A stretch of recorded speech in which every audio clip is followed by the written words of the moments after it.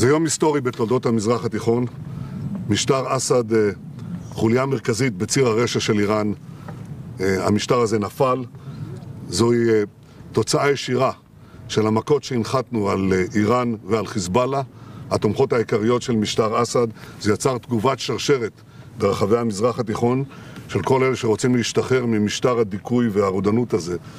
זה כמובן יוצר הזדמנויות חדשות, חשובות מאוד למדינת ישראל, אבל זה גם לא נטול סיכונים. אנחנו פועלים קודם כל כדי להגן על גבולנו.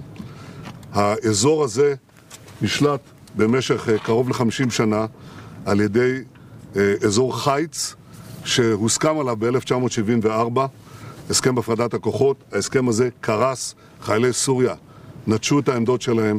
יחד עם שר הביטחון ובגיבוי מלא של הקבינט, הנחיתי אתמול את צה"ל לתפוס את אזור החיץ ואת העמדות השולטות הסמוכות לו.